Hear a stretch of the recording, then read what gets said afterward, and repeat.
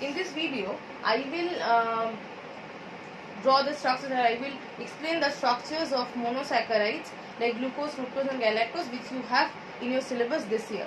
Okay, so the first monosaccharide I will discuss about is glucose.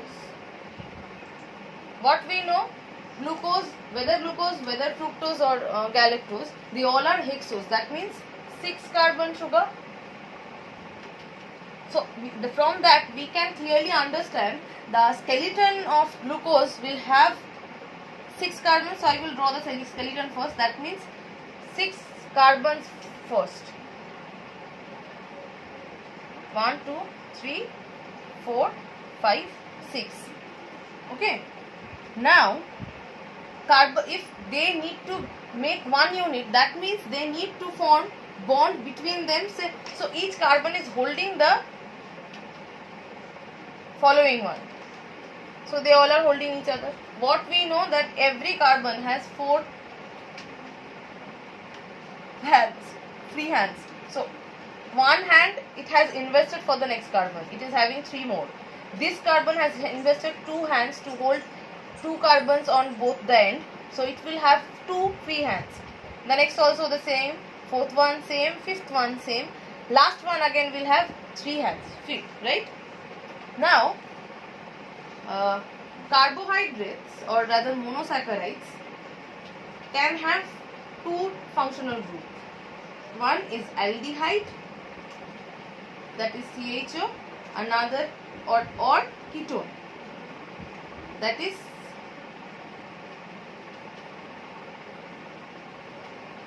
okay. So either aldehyde or ketone group they can have. Glucose is a monosaccharide which has aldehyde group, that means CHO. How C will hold O? But the problem is O has 2 free hands, so it will not use its one bond. It will use its 2 of its bond. That means carbon also needs to invest 2 bond here. That means it will be like this. On this hand, free hand each will be there. Except 3rd carbon, rest of the carbon has the same arrangement of hydroxyl and hydrogen on their skeleton. Okay, so they have similar distribution of or similar arrangement of hydroxyl and hydrogen. So except 3rd one I will fill up others. 2nd carbon, hydroxyl group on right side, hydrogen group on left side. Hydroxyl 4th carbon, hydroxyl group on right side, hydrogen on left side. 5th same, 6th same, but then also 6 is having 1 free hand. That means we will fill it up with 8. In case of 3rd carbon, the arrangement is exactly opposite. OH on left hand, H on right hand.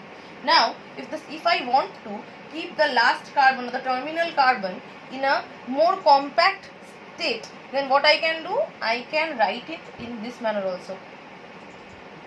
Why? I am just summing up. I'm just doing the sum of the number of hydrogen it had. 1 hydrogen here, another hydrogen here. So 2 total hydrogen number of hydrogen 2 and OH. It was a separate group on other hand. So I am keeping it like this. So this is how glucose is formed.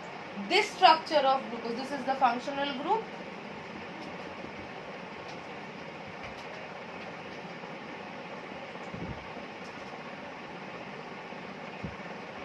Now, this structure is chain structure of glucose.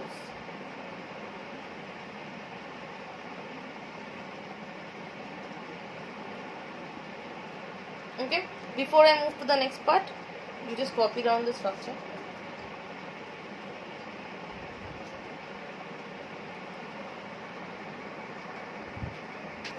Now, this is the chain structure, but in nature or in food, the monosaccharides tend to stay in a ring structure. So we will learn how this chain structure can be converted to ring structure.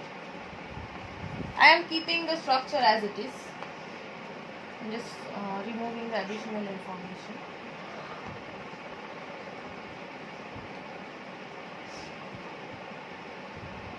This is how it looks, right? Now, if it needs to be in a ring structure, that means it has to make an internal bond, it has to make another bond in between the carbon, 6 carbons it has. Among all the groups, this is the most vulnerable group which will participate in any kind of reaction or forming any kind of bond. Why? It is having double bond, that means it is unsaturated, rest are saturated. So it will tend to form the ring. How? This oxygen will be shared by 5th carbon and 1st carbon. But 5th carbon is having all the 4 hands blocked. How it will share? It will leave this, or it will release this OH.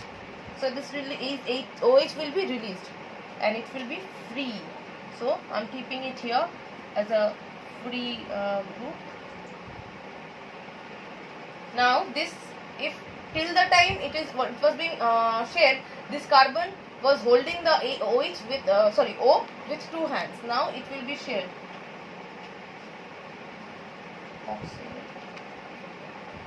Right? But now the problem is this carbon is saturated with 4 of its bond. What about this carbon? It is having 1 free hand.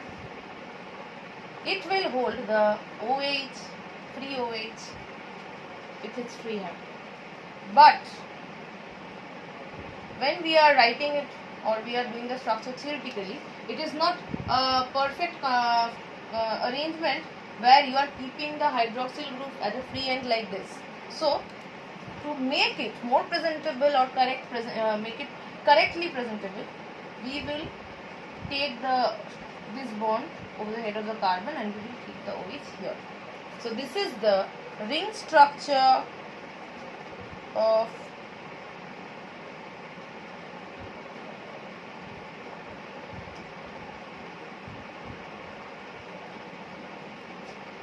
done.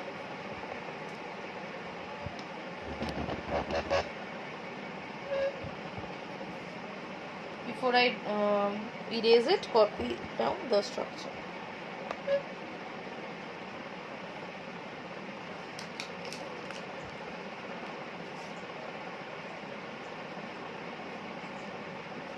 The next structure I will draw is of fructose. The next structure is of fructose. Fructose again is a 6 carbon compound or 6 carbon sugar, and the functional group of this is ketone.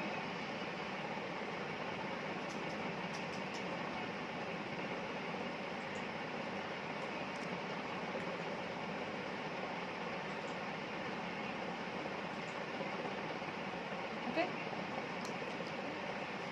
So before I explain the structure, simply we will do the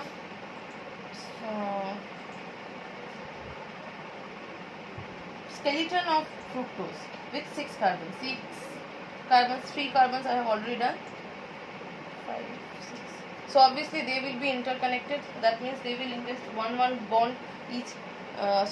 First and the last carbon will invest 1 bond for holding another carbon, and rest of the 4 present in between will use or invest 2 bonds to hold 2 individual carbons at both ends. Now the functional group of fructose is present on 2nd carbon. If I am putting 1 oxygen here and 2 hands of carbon or 2 valence of carbon is being invested, obviously it is not having any free bond left. Rest of the carbons will have this kind of arrangement, similar like glucose. OH on the right hand, H on the left hand. 3rd carbon will be kept empty. Right OH, 4th carbon, right OH, left H. 5th carbon, right OH, left H. 6th carbon, right OH, left H. First and last carbon will have 1 extra H at 2 end. Now if I want to write it in a stable form, I will make it CH2OH on both of the end. Okay. 3rd carbon has exactly opposite arrangement than the rest. So OH on left, H on right. So this is the structure of fructose chain structure of fructose. Chain structure of fructose, as we have already learnt, monosaccharides do not tend to be in chain structure. They will try to form a ring structure, and that means internal bond between their own carbons. So before I move to the chain structure, you just copy it down.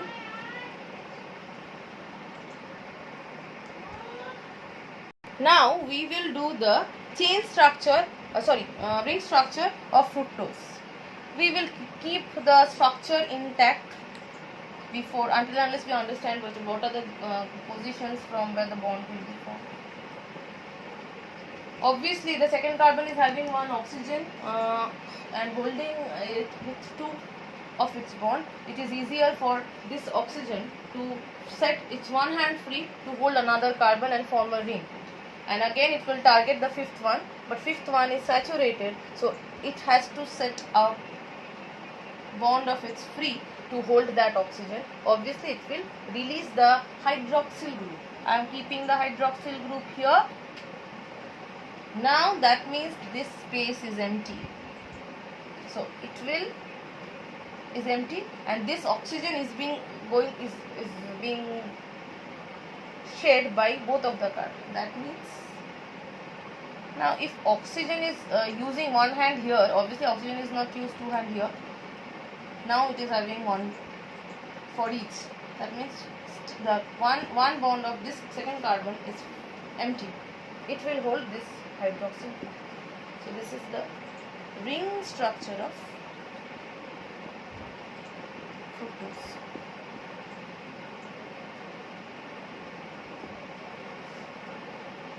Okay.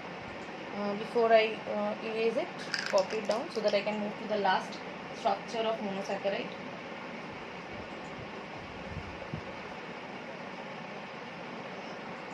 The next monosaccharide we will draw the structure is galactose.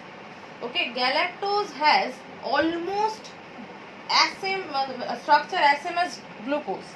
Only the fourth carbon differs. Again we will do the 6 carbon, or we will arrange the 6 carbon in a chain. If it's similar like glucose, it will have aldehyde group on the first carbon. This is the functional group. OH on the right, H on the left. Fourth OH on the right, H on the left. Fifth OH on the right, H on the left. OH on the right, H on the left. At the end, another free hydrogen. And the third carbon will have exact opposite arrangement. Done. This is what galactose. This is how glucose looks. But galactose is different from glucose from fourth carbon at the position of fourth carbon. That is this is the fourth carbon. How it is different? It is again opposite arrangement than the others. That means in galactose, third and fourth, both of the carbon has OH on the right side and OH on the left side and H on the right side. Okay, so this is the chain structure of galactose.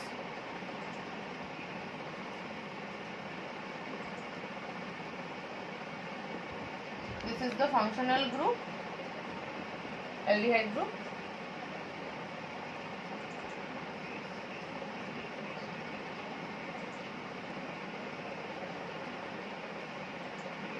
Okay. So before I move to the chain structure, just copy down the ring structure, copy down the chain.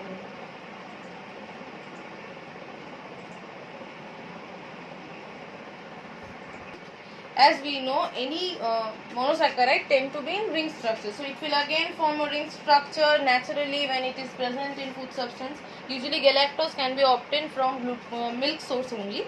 Okay. So as the structure is almost similar to glucose except the fourth position, the ring structure is almost equally similar to glucose. That means again 1 and 5th carbon will do it. To make it more, the structure theoretically more presentable, I will keep the 6th carbon in a more stable structure or state, CH2H, and 5th and 1st carbon will involve themselves. Again, as it is having 2 bond here, it is easier for it to set its one bond free, and it will target fifth carbon. So fifth carbon will release its OH here. It will release the hydroxyl group, and keeping the free hydroxyl group here. This oxygen will be shared by first and fifth carbon, and again first carbon is having one hand empty then, because 4 is the valency. It will hold the OH, as it is not presentable to keep a hydroxyl group like this and at an open end. So we will put it here, and we will take the bond from here. Okay, so this is the structure of galactose. So these are the three. Before I erase it, hope you could copy them. These are the basic structures of monosaccharide, and these structures will be required when you will learn the structures of disaccharide. So in the next video, I will discuss about the structures of disaccharides. 3 disaccharides you have in your syllabus, and you have to learn the 3 structures of individual 3 disaccharides. Thank you. I will be back to the structures in the next session.